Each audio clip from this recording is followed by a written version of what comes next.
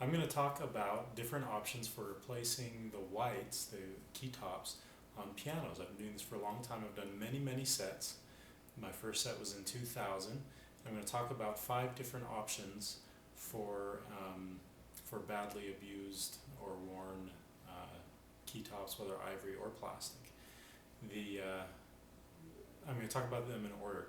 First, I'm going to show you 2 pianos. One piano on which I would go ahead and restore the ivory, and I'll talk about some different options in a few minutes, and another piano on which I would just replace them all together.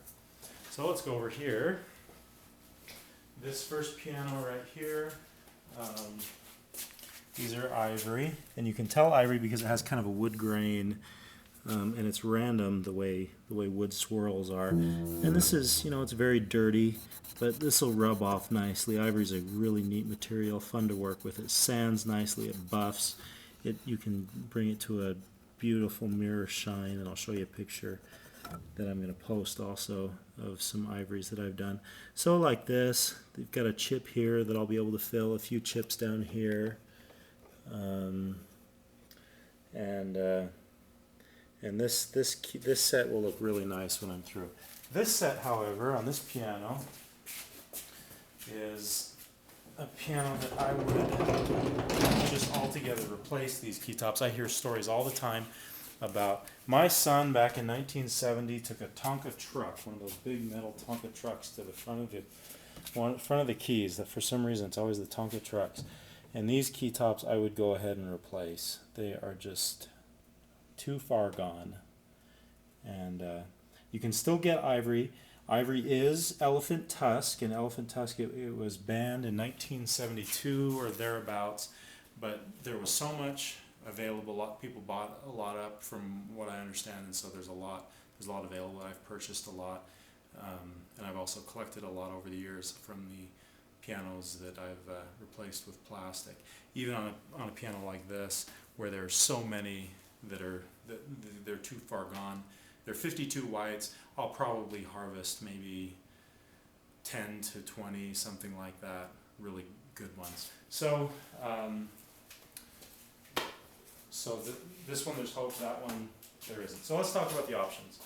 The piano that there's hope on, I want to show you, I don't know how well this shows up on the video. This is a photo of, these are photos of a piano that these were badly worn and badly yellowed ivories on a beautiful old, I think it was a Erard from Europe. It was a company that imported beautiful furniture, pianos included, from Europe, and they had me do some work for them, and I was really happy with how that turned out. They buff up really nice. I bleached them with a concentrated bleach, and got the yellow out, and that set looked great. But that's usually that's kind of a rare case. Mostly what I recommend, this is the best option in the vast majority of cases. This is from an old gold Branson. These keys were pretty trashed. It was ivory, but I replaced it with this plastic. There's the finished product that requires fitting and shaping, notching there, and filing to get the right edge. And right here is what I start with, and they're all oversized intentionally so that they can fit the slight differences from piano to piano. So that's usually the best option. I've done many of those, and I usually have my turnaround time's about 2 weeks on that. I take the keys and you can play anything in the key of F sharp, and that's about it for a couple weeks. Another option, a lot of times you'll see this. So this is just the wood, the bare wood underneath. There's some white. That's from the glue wafer that they used 100 years ago or whenever it was. There's still a little piece of ivory there, still glued on. So I just get that nice and flat, and I put on, I have a huge stash. This is just a partial stash that I take on the road. I have it divided into A, B, C, D, and F grade. So So here's an example of an A grade ivory, very beautiful, white, excellent condition, and it's the full length. That'll fit on any piano, and I'll file it down. It'll look very nice. And then sometimes I have a use for like D grade. I'll even, try and match it, whatever else is on the piano, just try and get a good match. So those are the heads, and then these are the tails right there.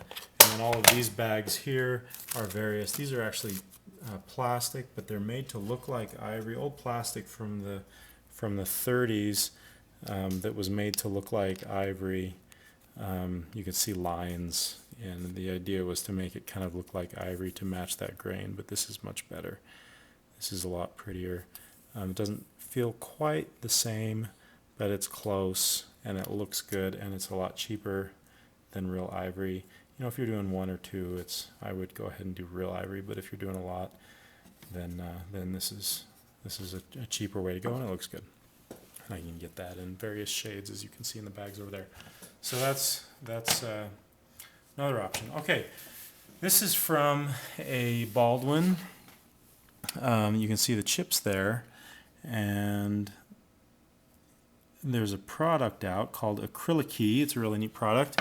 Here's the little box. It's kind of a disgusting idea if you think about it. An elephant playing a keyboard. Kind of reminds me of a barbecue sauce that we have that has a picture of a pig licking his lips. It's kind of disgusting, but that's the product, and it's actually acrylic liquid that you use on nails.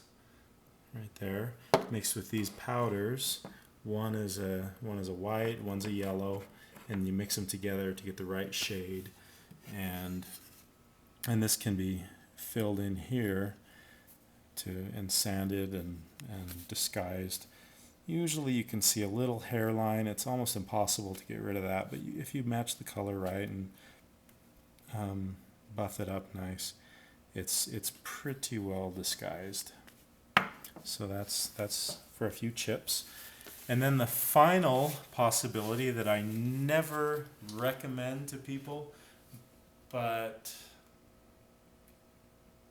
except in maybe extreme cases where they really don't care about the piano and they're just sick of those jagged lips, is you can just file off the lip.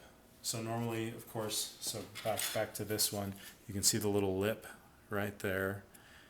When that's jagged on these old ivories, you can just go ahead and sand that down. So rather than a lip hanging over, it's just square. So it's not a great option, but in some cases it will do.